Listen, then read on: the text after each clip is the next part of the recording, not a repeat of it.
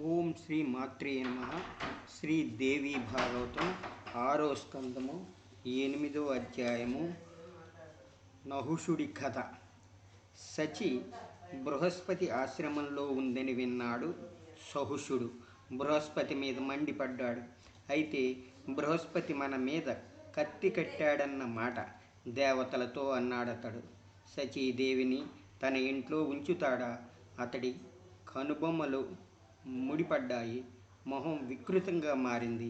దేవేంద్ర, సామనీతి ప్రయోగించి నెమ్మదిగా అన్నారు మునులు. క్రోధం విడిచిపెట్టు ప్రభు.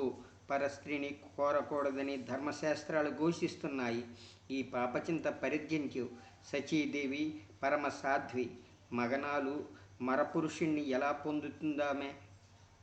దేవతల రాజువి నువ్విప్పుడు. 3 లోకాలు నీ ఏల్బడిలో ఉన్నాయి. నువ్వే అధర్మం చేస్తే ఒక సామాన్యులు ధర్మం పాటించరు. రాజు ధర్మం రక్షించాలి.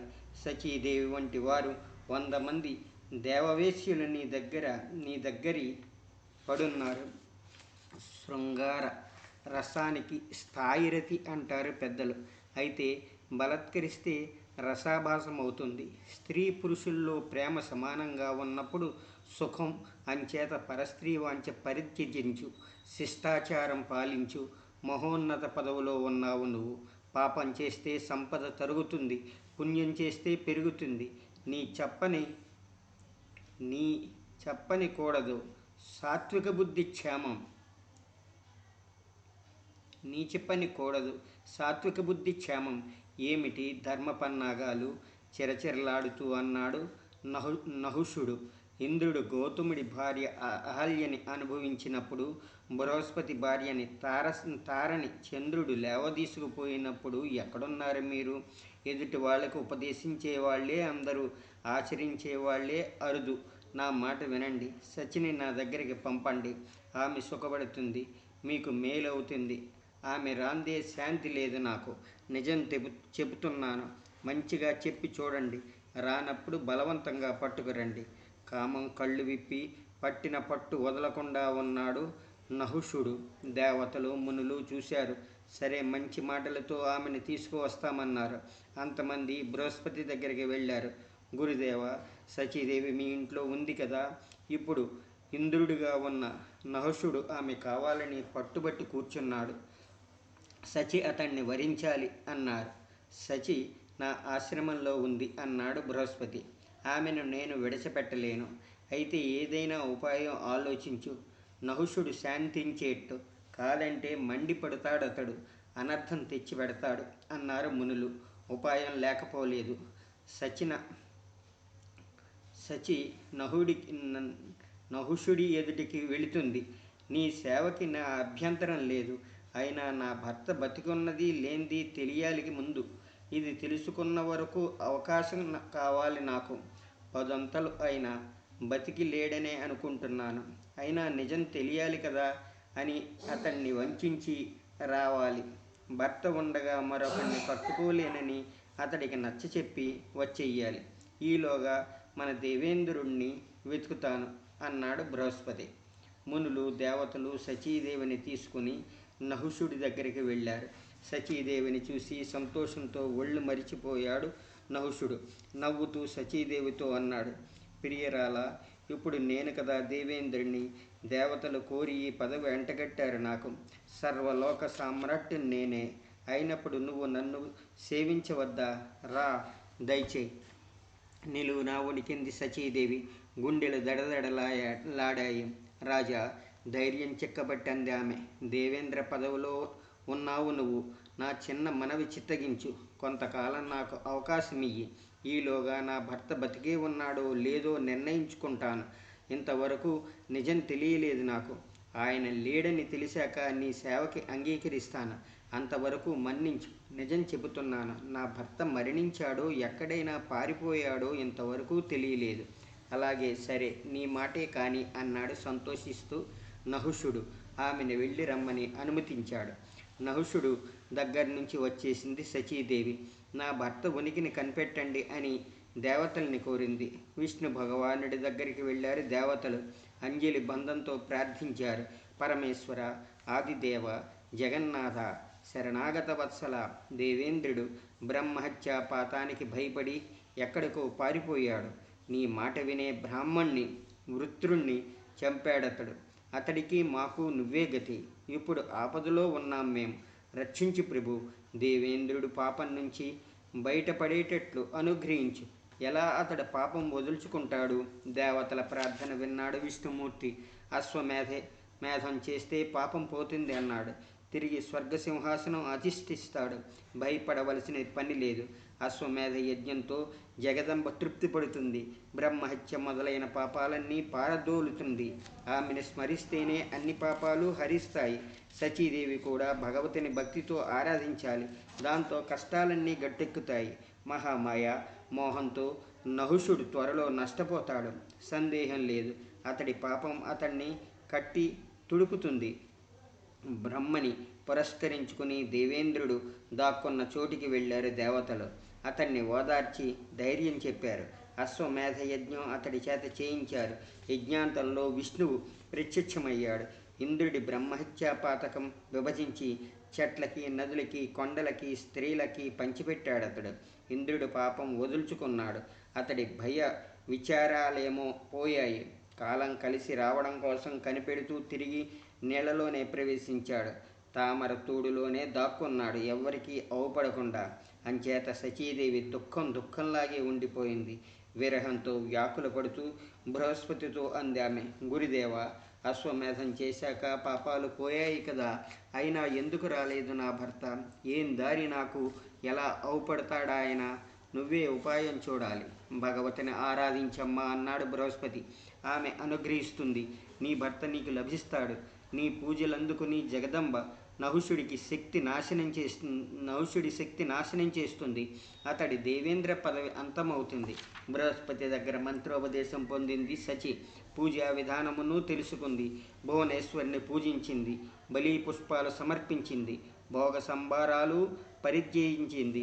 తపస్వినిలా తయారైంది. కొద్ది దినాలలోనే భగవతి ప్రత్యక్షమైంది. హంసవాహనముతో దర్శనమిచ్చింది. కోటి సూర్యుల్లా ప్రకాశించింది. కోటి చంద్రుల్లా చల్లగా ఉంది. కోటి మెరుపుల్లా మిలమిలలాడింది. 4 వేదాలు వల్లిస్తోంది. అంకుశం మొదలైన ఆయుధాలు పట్టుకుంది. పాదాల దాకా వేళ్లాడుతున్న ఆమె ముత్యాల హారం వేసుకుంది. చిరునవ్వు నవ్వుతోంది. 3 నేత్రాలు ముచ్చటగా ఉన్నాయి. ఆ బ్రహ్మ కీజన నిట ఆమె కరుణామృత సాగరి. అనంత కోటి బ్రహ్మాండ నాయక పరమేశ్వరి, సర్వేశ్వరి, సర్వజ్ఞ కూటస్థ అక్షర రూపిణి. సచి మేఘ గంభీరమైన మృదుస్వరంతో అందామె, యథావిధిగా నన్ను పూజించావు నువ్వు, సంతోషించాను. ఏం కోరుకుంటావో కోరుకో, వరమిస్తాను. నా దర్శనం దుర్లభమైనది. పూర్వపుణ్యం వల్ల కాని సాధ్యం కాదు. అమ్మ చేతులు జోడించి అంది సచి. నా భర్త నాకు దక్కేటట్లు అనుగ్రహించు. నహుషుడి బాధ నాకు లేకుండా చెయ్యి. మా పూర్వపది మాకు ప్రసాదించు. ఇదిగో ఈమె నా దూతికని చూపుతూ అంది దేవి. ఈమెతో మానస సరోవరం వెళ్ళు. అక్కడ నా మూర్తి ప్రతిష్ఠితమై ఉంది. విశ్వకామ అంటారు దాన్ని. అక్కడ నీ భర్త నీకు కనిపిస్తాడు. భయంతోనూ విచారంతోనూ ఉన్నాడతడు. ఈలోగా నహుషుణ్ణి మోహంలో పడదోస్తాను. మీ కోరిక నెరవేరుతుంది. నా మాయ వల్ల నహుషుడు స్వర్గచిత్తుడవుతాడు. దేవి దూతిక సచీదేవిని మానస సరోవరం దగ్గరికి తీసుకువెళ్ళింది. భర్తను కలుసుకుంది సచి. విశ్వకామ దేవీమూర్తి అక్కడ అవుపడింది. శ్రీదేవి భాగవతం 6వ స్కందంలో ఇది 8వ అధ్యాయము. 9వ అధ్యాయము నహుషుడి కథ. ప్రియ భార్యను చూసి ఆశ్చర్యపోయాడు దేవేంద్రుడు. మూర్తీభవించిన శోకదేవతలా ఉంది ఆమె. ఎలా వచ్చావిక్కడికి అడిగాడతడు. నేనిక్కడ ఉన్న రహస్యం ఎలా తెలిసింది నీకు? ప్రాణిమాత్రుడికి తెలియకుండా ఎక్కడ ఉన్నాను నేను. జగదంబ అనుగ్రహం అంది సచీదేవి. ఆమె దయ వల్లే ఎక్కడికి రాగలిగాను. దేవతలు మునులు కలిసి నహుషుణ్ణి నీ స్థానే దేవలోకంలో రాజుగా నియమించారు. వాడు నా పాల యముడయ్యాడు. దేవేంద్రుని నన్ను వరించి అంటున్నాడు. నాకు ఏ దిక్కు కనపడకుండా ఉంది. సమయం కోసం చూస్తున్నాను నేను అన్నాడు ఇంద్రుడు. నువ్వును కాలం కలిసి వచ్చే దాకా కనిపెట్టుకుని ఉండు ప్రభు, నిట్టూరుస్తూ అంది సచి. నహుషుడు దుర్మార్గుడు, బలత్కరిస్తాడు. ఏం దారి నాకు? వరగర్వంతో కన్ను కానకుండా ఉన్నాడు. భర్త లేని ఒంటరిదాన్నై ఎలా కాలం గడిపేది? అతడికి భయపడి మునులు దేవతలు అతన్ని వరించమంటున్నారు నన్ను. అతడేమో కామాతురుడు, బలం లేని బ్రాహ్మణుడు. బృహస్పతి ఎంతకాలం ఆదుకోగలడు? అతడును దేవతల వంశంలో వాడే కదా. అబలను నేను. కాలం ఎదురు తిరిగితే ఏం చెయ్యగలను? కొలటిని కాన్నేను. నిన్నే తలుచుకుంటూ బ్రతుకుతున్న పతివ్రతను. నన్ను రక్షించే దిక్కే లేదు అంటూ కంటనీరు పెట్టుకుంది దేవి. ఓదారుస్తూ అన్నాడు దేవేంద్రుడు. నేనొక ఉపాయం చెబుతాను విను. ఆడది తన శీలం తానే కాపాడుకోవాలి. ఇతరుల మీద ఆధారపడి లాభం లేదు. చిత్తం చంచలమైనది, క్షణక్షణం మారుతుంది. శీలమే పాపం నుండి రక్షించే కవచం. శీలం చిక్కబట్టు ధైర్యం విడిచిపెట్టకు. నిజమే, నహుషుడు పాపాత్ముడు, బలాత్కారం చెయ్యకపోడు. అప్పుడు శపథం చేయించి వంచాలి. నేను చెప్పే ఉపాయం ఏమిటంటే, ఒంటరిగా అతడి దగ్గరికి వెళ్ళు. మునులతో పల్లకి మోయించుకుని నా దగ్గరికి వస్తే నిన్ను వరిస్తాను అని అను. ఇది నా నియమం అను. కామాంధుడు వాడు. పల్లకి ఎక్కి మునుల చేత మోయించుకుంటూ బయలుదేరతాడు. మునులు శపిస్తారు. వాడు బుగ్గైపోతాడు. ఈ పనిలో భగవతి సాయపడుతుంది. ఆమెను తలుచుకుంటే ఆపదలుండవు. కష్టాలు వచ్చాయంటే మన మంచికే అని భావించాలి. బృహస్పతి చెప్పిన ప్రకారము ఆ భువనేశ్వరిని పూజిస్తూ ఉండు. ఇంద్రుని ఉపదేశం పాలించింది శచీదేవి. కార్యనిశ్చయంతో నహుషుడి దగ్గరికి వెళ్ళింది. కామిని సంతోషిస్తూ అన్నాడతడు. అన్న బాట నిలబెట్టుకున్నావు. స్వాగతం చెబుతున్నాను నీకు. నేను నీ దాసుణ్ణి. నీ అంతట నువ్వే వచ్చేశావు. బాగుంది. పరమానందంగా ఉంది. ఇంకా సిగ్గెందుకు? నీకేం కావాలో చెప్పు. క్షణంలో నెరవేరుస్తాను. రాజేంద్ర, భర్త చెప్పిన ఉపాయం మనసులో పెట్టుకుని అంది శచి.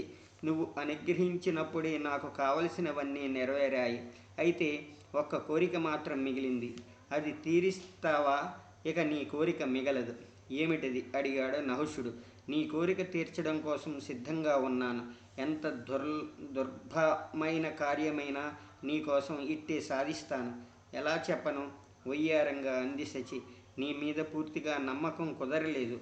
రాజుల్లో సత్యవాది అయిన వాడు అరుదు. అంచేత నువ్వు శపథం చేస్తే చెబుతాను. నా కోరిక తీరిస్తే ఇక కావలసింది లేదు. నిజం చెబుతున్నాను. శపథం చేసి చెబుతున్నాను అన్నాడు నహుషుడు. నువ్వు కోరింది చేస్తాను. తప్పితే నేను ఇంతవరకు చేసిన యజ్ఞాల పుణ్యబలం నాశనం కావాలి. సరేనా? ఏనుగులు, గుర్రాలు, రథాలు దేవేంద్రుడి వాహనాలు అంది శచి. గరుత్మంతుడు విష్ణుమూర్తి వాహనం, ఎనుబోతు యముడి వాహనం, ఆబోతు శివుడి వాహనం, హంస బ్రహ్మ వాహనం, నెమలి కుమారస్వామి వాహనం, ఎలుక వినాయకుడి వాహనం. నీ వాహనం ఇవేమీ కాకుండా ఉండాలి. ఇదే నా కోరిక. విష్ణువు, శివుడు, రాక్షసులు, దేవతలు ఎవ్వరూ ఎరుగని వాహనం ఉపయోగించాలి నువ్వు. అదేమిటంటావా? ఋషుల వాహనం. మునులు నీ పల్లకీ మొయ్యాలి. మహామునులు పల్లకీ మోస్తూ ఉంటే పల్లకీలో నువ్వు కూర్చుంటే ఎంత వేడుక! దేవతల రాజువి నువ్వు. నీకంటే గొప్పవాడెవరు? మునులు మోసే పల్లకీలో నీ తేజస్సు ప్రకాశించాలి. కరువ తీరా చూడాలి. ఇదే నా కోరిక.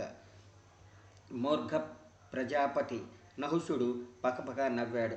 అవును, నాకు నచ్చింది ఈ మునివాహనం. అక్షరాల నువ్వు కోరినట్లు చేస్తాను. అల్ప పరాక్రమవంతులు మునుల చేత పల్లకీ మోయించలేను. నేను వాళ్ళింటి వాడిని కాను. మహామునుల చేత పల్లకీ మోయించుకుని నీ దగ్గరికి వస్తాను.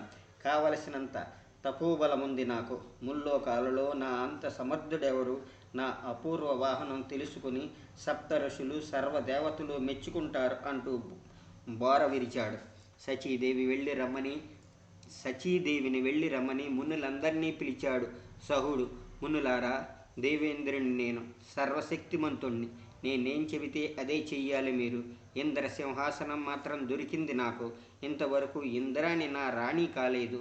మునులతో పల్లకి మోయించుకుని నా దగ్గరికి దయచేయి అందామె. ఈ పని కష్టమైంది.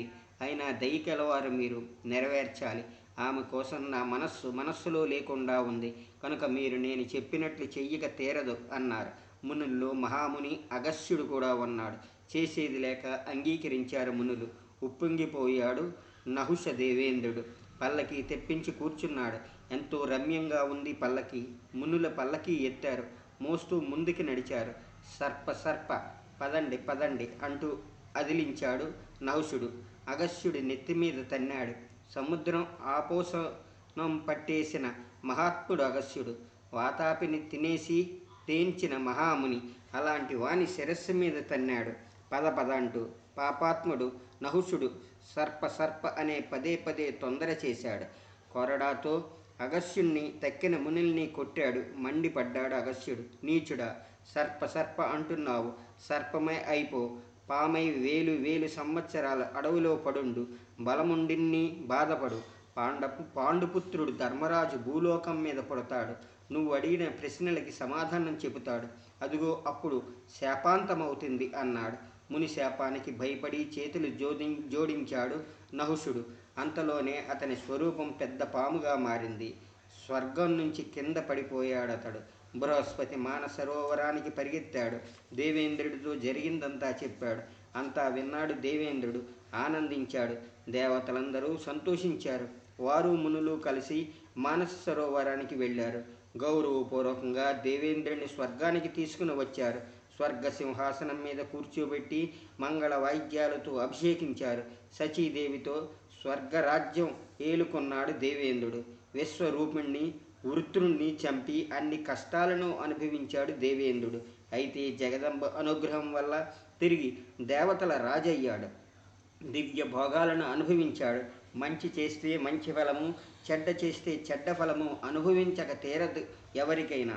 శ్రీదేవి భాగవతం 6వ స్కందంలో ఇది 9వ అధ్యాయము సంపూర్ణ.